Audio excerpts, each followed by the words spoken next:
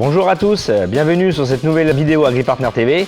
Donc aujourd'hui nous allons parler de notre fournisseur Agromas et de son semoir SP200. Ils font tout ce qui est charrue, des chômeurs à dents, des chômeurs à disque. Ils font aussi beaucoup de produits innovants et ils travaillent encore sur beaucoup de semoirs à l'ancienne et des semoirs pneumatiques nouvelle génération. Donc aujourd'hui nous sommes sur le modèle de semoir SP200, donc d'une capacité de 200 litres de cuve avec sur le modèle présenté aujourd'hui nous avons de série le capteur GPS pour la vitesse et le capteur de position à venir fixer soit sur le relevage du tracteur ou soit sur le déchômeur. Donc le capteur de position qui va mettre en route ou qui va arrêter la cannelure, donc la distribution du grain. Donc sur ce modèle là nous avons aussi le boîtier de commande qui est fixé dessus de série. Le SP200 est équipé de 8 sorties en diamètre 32. Pour l'alimentation on est sur du 40 ampères pour alimenter les deux moteurs. Au niveau capacité, sur une largeur de travail de 6 mètres à 15 km/h,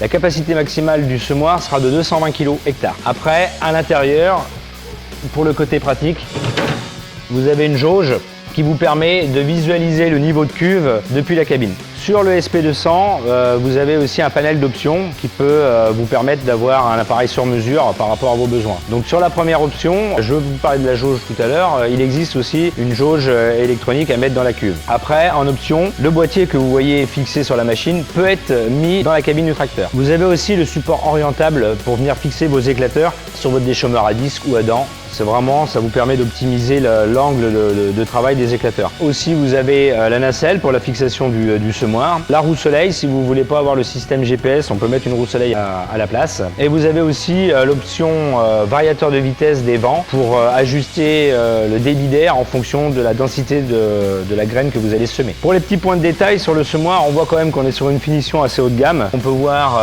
les charnières en inox, on peut voir un petit vérin à gaz et un joint d'étanchéité au niveau du capot, donc c'est quand même des points de détail quand même assez importants pour pouvoir nous confirmer une construction de bonne qualité. Rendez-vous dans notre prochaine vidéo pour la mise en route et les conseils d'utilisation pour le semoir SP200.